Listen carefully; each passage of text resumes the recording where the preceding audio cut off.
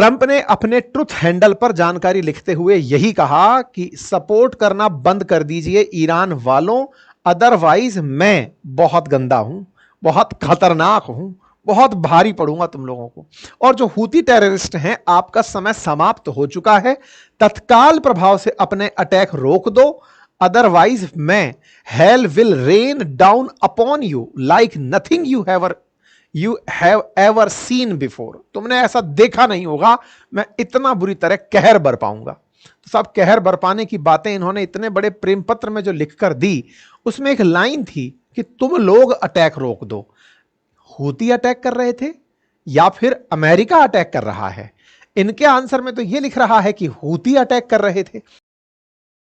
यह समुंदर है और समुंदर के बीच में एक जहाज खड़ा है। इस तरह के जहाज जो इस तरह के विमानों को लेकर खड़े होते हैं, वॉरशिप भी कहलाते हैं, एयरक्राफ्ट कैरियर कहलाते हैं। इन एयरक्राफ्ट कैरियर से उड़ते हुए इन फाइटर जेट्स को जो आप देख रहे हैं, ये यूएस के सेंट्रल कमांड के द्वारा लॉन्च की गई हैं। यूएस सेंट्रल कमांड के इस वॉरशिप से, एयरक्राफ्ट कैरियर से इस प्रकार की लगातार मिसाइलें, रात को उड़ते हुए ये फाइटर जेट्स जो आप देख रहे हैं, ये जाकर गोले गिराने जा रहे हैं यमन पर। तो ये जो रेड सी है ना, इस ही रेड सी के अंदर अमेरिका वालों ने अपना एक एयरक्राफ्ट कैरियर खड़ा कर दिया है और उस एयरक्राफ्ट कैरियर का नाम है हैरी एस ट्रूमैन। उस एयरक्राफ्ट कैरियर से ही ये फाइटर जेट उड़ उड़ करके इस पर अब गोला बरसाने जा रहे हैं कि तुम हमारे वॉर प्लेन्स पर और वॉरशिप्स पर और कमर्शियल शिप्स पर जो हमला कर रहे हो, या तो इन्हें रोक दो, नहीं तो हम तुम्हें खत्म कर देंगे। यहां तक की विषय वस्तु क्लियर है। एक बड़ा सवाल यह बनता है कि ये लोग जो यहां से मिसाइल या गोले दागते हैं, इनके पास वो मिसाइल और गोले आते कहां से हैं? तो आंसर है, ईरान इन्हें मिसाइल और गोले देता है। यही कारण है कि अमेरिका इन हूतियों के बहाने ईरान को समझाने लग रहा है कि ईरान मान जाओ, तुम हमारे ट्रेड को नुकसान मत पहुंचाओ। नुकसान जब पहुंचता है तो हमको दिक्कत होती है। अब आप कहेंगे तो क्या और जहाजों पर हमले नहीं होते क्या? नहीं, भारतीय जहाजों को भी टारगेट बनाया गया, बीच में एक दो बार हमने उस पर भी सेशन किया है। लेकिन कुल मिलाकर के ये जो सारी जानकारी ईरान से प्रभावित होकर यहां आती है, तो अमेरिका ने उसे भी टारगेट कर दिया है।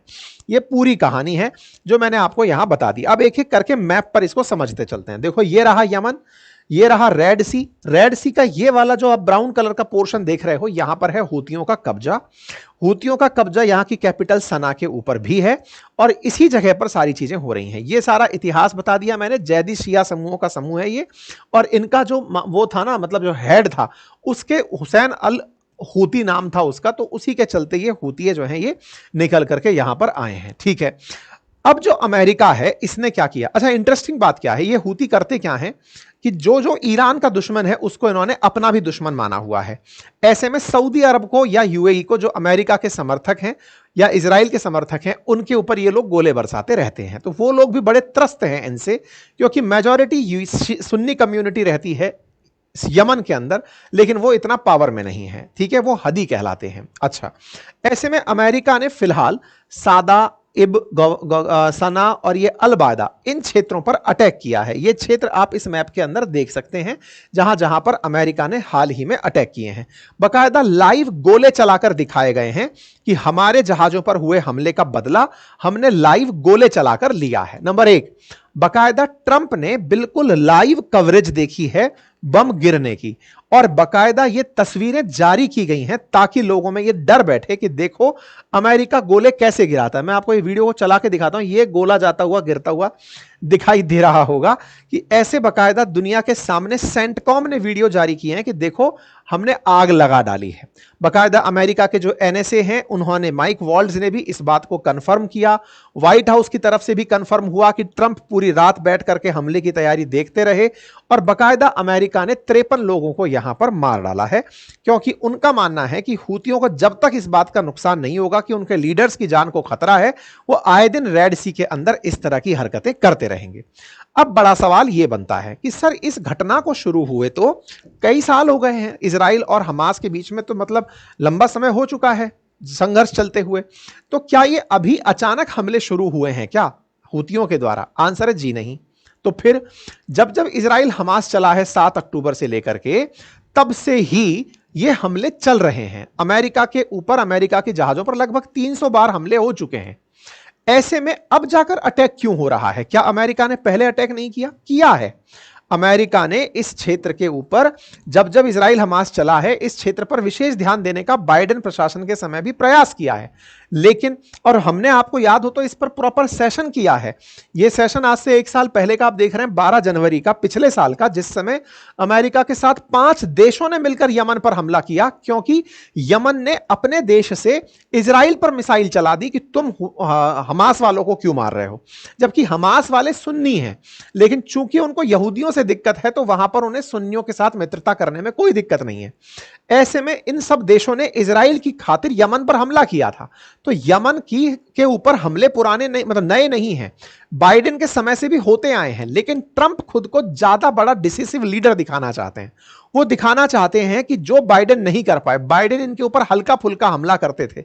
आप देखिए कि अमेरिका के ऊपर कितने हमले हुए हैं, आप उन नंबर्स को यहां पर मैच कर सकते हैं। मतलब बड़ी संख्या में अमेरिका के जहाजों के ऊपर इस क्षेत्र में हमले हुए हैं। तो बोले बाइडेन नहीं कर पाए, वो काम अब मैं करूंगा, क्योंकि ट्रेड को बड़ा घाटा हो रहा है। आप देख सकते हैं जहां पर 26 दिन की यात्रा है सिंगापुर पहुंचने की, स्ट्रेट ऑफ जिब्राल्टर से होते हुए, वही यात्रा अगर कोई व्यक्ति आता है नीदरलैंड से चलकर, तो उसे यही यात्रा करने के अंदर 10 दिन एक्स्ट्रा लगते हैं, जो उसको पे करना पड़ता है, उसके लिए पैसा। यही कारण है कि जैसे जैसे इस स्वेज कैनाल के ऊपर आक्रमण बढ़ने लगे तो लोगों ने अल्टरनेटिव रास्ता लेना शुरू कर दिया, और वो जो अल्टरनेटिव रास्ता लिया था वो केप ऑफ गुड होप होकर, यानी अफ्रीका के नीचे से ले लिया। तो ऊपर से जो जहाज थे उसके स्थान पर लोगों ने लंबा रास्ता लेकर ट्रैवल करना शुरू कर दिया, जिससे यात्रा तो लंबी हुई साथ में महंगी और खर्चीली भी होती चली गई। यूएस ने भी लगातार यूएस यूके मिलकर के हूतियों के सामने निपटते आ रहे हैं, लेकिन ट्रंप को अपने आप को बाइडेन से ज्यादा मजबूत दिखाना है, इसलिए वो इस तरह की हरकत कर रहे हैं। एक आंसर तो ये हो सकता है। लेकिन सर, जब पहले कुछ नहीं हुआ तो अब क्या हो जाएगा? असल मायने में इसके पीछे का एक बड़ा कारण और भी है, और वो क्या है? अभी रिसेंटली आज की ताजा खबर यह है कि ईरान के साथ में इस समय रूस और चाइना मिलकर के एक नेवी ड्रिल कर रहे हैं। इस समय पर ईरान के साथ में नेवी ड्रिल चल रही है बाकायदा गल्फ ऑफ ओमान के अंदर। आप यहां पर इस खबर को अगर देखें तो चाबहार के सामने ईरान, रशिया, चाइना मिलकर के एक जॉइंट नेवल ड्रिल कर रहे हैं, और इस जॉइंट नेवल ड्रिल को देखते हुए अमेरिका को एक नया ग्रुप बनता हुआ दिख रहा है।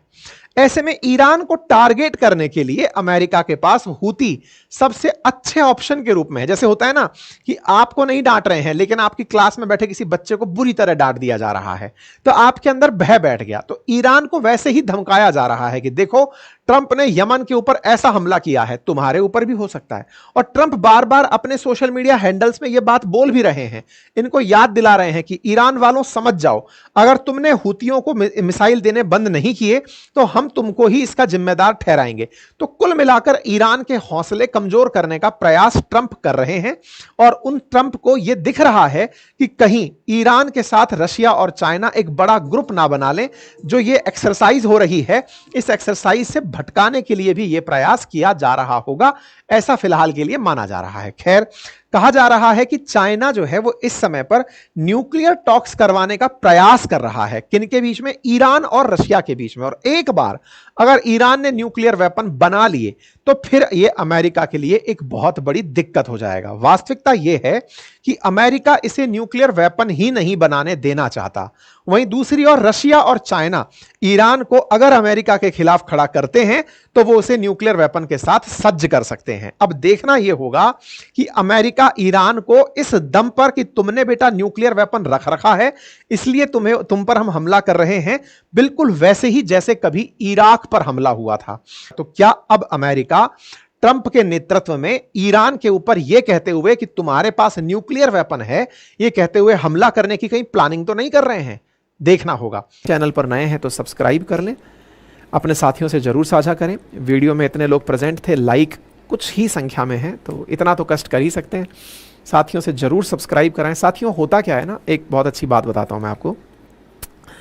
अपने केस में बहुत से लोग जो अपन से बहुत ज़्यादा प्यार करते हैं, वो अपने वीडियोज़ को अलग अलग प्रकार से कहीं स्पैम करते हैं, कोई रिपोर्ट करता है, कोई डिसलाइक करता है, ताकि हम लोग ग्रो ना हों। तो ये आपके समझ में आने वाली बात है कि कौन लोग ऐसे होते हैं जो ऐसा चाहते हैं जिन्हें हमारी तरीके, हमारा जो विचार, हमारा तरीका ये पसंद नहीं आता। बहुत से लोग होते हैं, हर आदमी से हर आदमी खुश नहीं हो सकता।